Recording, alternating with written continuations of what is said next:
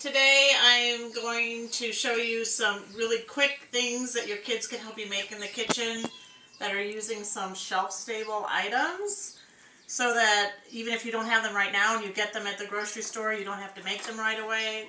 Cornbread mix, creamed corn. This is going into the corn souffle. And over here I'm going to show you how to make some pear blackberry sorbet using some canned pears and some blackberry all fruit. The only thing fresh that wouldn't keep is there's a little bit of fresh mint in it. And it really does make it pop and is great. But, you know, if you don't have fresh mint, you can make it without it too. But let's start over here with this corn souffle. Like I said, this is a natural cornbread mix from Trader Joe's, so it doesn't have a lot of junk in it. So it's a very simple kind of dump and mix, and your kids can love to dump things. So I'm going to dump the corn mix into a casserole dish, into a baking dish.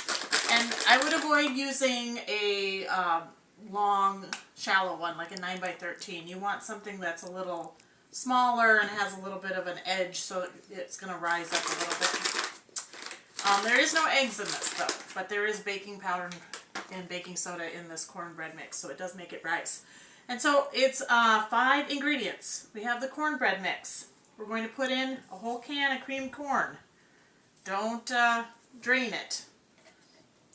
And then we're going to add some frozen, thawed frozen corn, which again is something great because you can keep it in your freezer a long time. This is 1.5 cups of this. And then we're going to put in 1 stick of melted margarine or butter. And so what's great is the kids can do all this, including the creamed corn. If you dump it into another bowl so they don't cut themselves on the can, they can dump it in. They can dump all these things in and then help mix it up. And then you're going to add, we don't eat dairy, so I have this tofutti sour cream, non-dairy sour cream, which is really good if you're looking to eat less dairy. And so this might seem like a lot, but we're going to add a whole half of a container of the sour cream. So you can use regular sour cream or use this non-dairy sour cream. Just because you want that fat content to make it delicious and give it that umami to make it a delicious souffle, especially because there's no eggs in here. So that's it. It's simple as that. I love these kind of cooking hacks where you can just dump and mix and you're still making something homemade, but it's easy for your kids to do, and you can get it in the oven really quickly. So you then will bake this for 30 minutes at 350 uncovered, and it'll be a delicious corn souffle that you can serve on the side with your main course for dinner. Okay, there's that. And then over here to make some pear sorbet, this is also super simple. Take 1 can, I always get the kind that's 100% juice, so there's no added sugar. And you dump the whole thing into your food processor. So this is a 15-ounce can.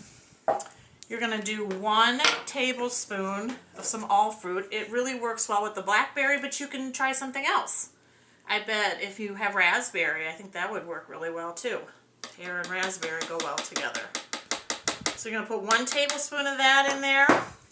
And you're going to have 2 tablespoons of fresh orange juice, or if you have orange juice in a container, use that. And if you don't have orange juice, I've done it before where I had a little limeade in the fridge and I added the limeade instead. So we didn't have any oranges in the house that particular day. So this orange was kind of small and not very juicy, so the whole thing gave me 2 tablespoons, but sometimes if you have a really big orange, you're only going to need half. And that is it for now. You're going to add the mint later. So all you do is put it in your food processor and whip it up.